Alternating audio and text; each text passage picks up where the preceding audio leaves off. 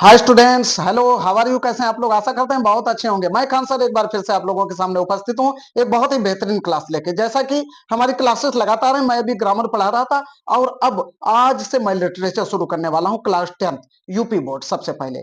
जी हाँ, class 10th में UP board जो फर्स्ट चैप्टर है अ लेटर टू गॉड, आज हम बात करेंगे उसकी समरी की, उसकी कहानी आपको बताएंगे। उसके बाद इसके क्वेश्चन आंसर और ऑब्जेक्टिव टाइप्स और जो भी चीजें हैं वो आगे मैं कराने वाला हूं। तो पहले आप इसकी कहानी जरूर सुने, क्योंकि समरी जब सुनेंगे, कहानी सुनेंगे, तब आपको विधिवत अच्छे से समझ में आ जाएगा। तो आपसे निवेदन करेंगे कि क्लास को आगे बढ़ाने से पहले कि चैनल को सब्सक्राइब जरूर कर लें और अधिक से अधिक लाइक तथा शेयर करना बिल्कुल भी ना भूलें। तो चलिए बात शुरू करते हैं।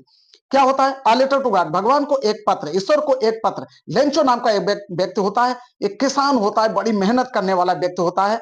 वो अकेला रहता है पहाड़ियों पर और वहां से अपनी खेती बाड़ी करता है। एक दिन क्या हुआ, किसान शाम संध्या का समय हो रहा था, शाम का समय हो रहा था।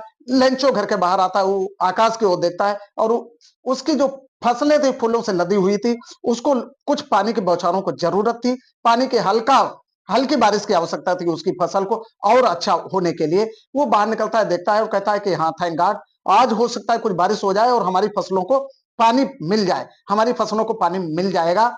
और उसकी जो पत्नी होती है वो भी कहती है कि हाँ, गॉड विल, अगर ईश्वर चाहेंगे तो जरूर होगी। फिर वो क्या करती है, अपने हस्बैंड को, महिला और अपने दोनों बेटों को अंदर बुलाती है, कहती है शाम के भोजन का समय हो गया, आप लोग खाना खा लीजिए। खाना खाने के लिए बैठते हैं।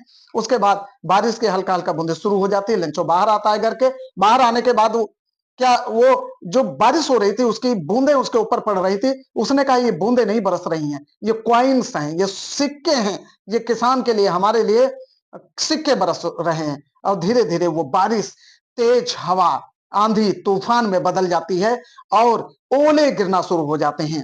दोनों बच्चे बाहर आ जाते हैं, उन ओलों को इकट्ठा करते हैं, खेलने लग जाते हैं, लेकिन फिर वो अंदर चले जाते हैं। इतना भयंकर तूफान आ जाता है, बारिश आ जाती है, तूफान आ जाता है, उसकी सारी फसल नष्ट हो जाती है और पूरी फसल के ऊपर देखने से ऐसा लगता है जैसे नमक से ढक दिया गया हो। फसल पूरी तरीके से बर्बाद हो गई थी, कुछ भी नहीं बचा था। अब लेंचो, उसकी आत्मा एकदम, वो पूरी रात सो नहीं पाते हैं, पूरा परिवार सो नहीं पाते हैं। लेंचो कहता है अब हम शायद इस साल भूखे रह जाएंगे, हम भूखे मर जाएंगे, हमारे पास कुछ नहीं बचा है, हम कहां से भोजन लाएंगे, कहां से फसल को दोबारा उगाएंगे, हमारे पास कुछ नहीं बचा है। लेकिन उसकी पत्नी कहती याद रखो, कोई भी भूखा नहीं मरता है, कोई भी भूखा नहीं मरता है, कोई ना कोई उसकी मदद के लिए सामने आता है। लेंचो को कुछ नहीं दिखाई पड़ा, कुछ नहीं। उसने सोचा कोई मदद करने वाला नहीं है, सिर्फ एक मदद करने वाला है, वो है गॉड, ईश्वर हमारी मदद कर सकता है।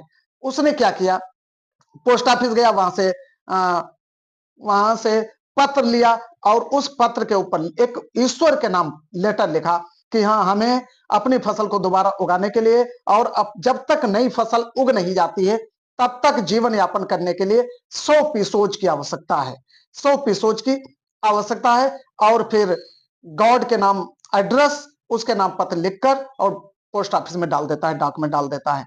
पोस्ट ऑफिस के कर्मचारी जब उसको निकालते हैं, उसको देखते हैं तो बहुत हंसते हैं और हंसते हंसते पोस्ट मास्टर के टेबल पर रख देते हैं। पोस्ट मास्टर भी बहुत हंसता है पत्र को देखकर कि ईश्वर के नाम पत्र लिखा गया था। उसने कहा मैंने अपने पोस्ट मास्टर के करियर में आज तक इस पते पर कोई पत्र नहीं देखा है, ये पता नहीं सुना है। अब वो धीरे धीरे हंसते हंसते बहुत सीरियस हो जाता है और फिर उसको ध्यान आता है, ख्याल आता है कि कितना अटूट विश्वास है लेखक का ईश्वर पे।